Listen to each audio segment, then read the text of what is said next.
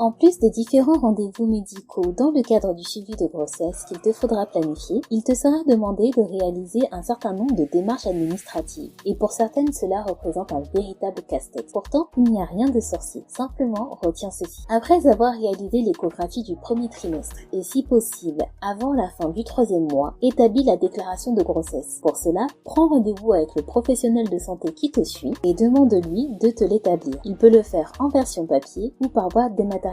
Cela permettra d'annoncer ta grossesse aux différents organismes, notamment la CAF et l'assurance maladie, afin que tu puisses bénéficier de prestations. Aussi, il te sera demandé de déclarer ta grossesse auprès de ton employeur. Pour cela, il te suffit de lui transmettre un certificat daté et signé par le professionnel de santé qui suit ta grossesse, en indiquant la date de ton début de grossesse et la date présumée de ton accouchement. Enfin, il sera temps de commencer à effectuer les différentes démarches, notamment les inscriptions, auprès des différentes structures dans lesquelles tu souhaiterais accoucher. À partir du 5e mois, commence à réfléchir au mode de garde pour ton bébé. Il peut s'agir d'une crèche, d'une assistante maternelle, il existe de nombreuses modalités. Une fois choisi, rapproche-toi de la structure afin de pouvoir t'y inscrire. Également, avant la fin du 5e mois, tu auras la possibilité de déclarer une sage-femme référente auprès de l'assurance maladie. Alors une sage-femme référente, c'est un peu comme un médecin généraliste, un médecin traitant, qui va te suivre tout au long de la grossesse, effectuer une bonne partie de ton suivi et coordonner l'ensemble de tes soins. Pour cela, il suffit simplement que tu lui en fasses la demande et elle remplira un certificat qu'elle datera et signera, puis te remettra afin que tu puisses l'envoyer à l'assurance maladie. Enfin, à partir du 7e, 8e mois, commence à constituer ton réseau, c'est-à-dire à identifier des personnes ressources auxquelles tu pourrais faire appel en cas de besoin. Il peut s'agir de ton entourage, ta famille, tes amis. Il peut s'agir aussi de professionnels de santé comme une sage-femme, un médecin généraliste, un ostéopathe, un kiné. Il peut s'agir aussi d'associations, de groupes de parole. La liste n'est pas exhaustive. Si tu souhaites en savoir plus sur le suivi de grossesse, je te donne rendez-vous sur santefeminin.fr.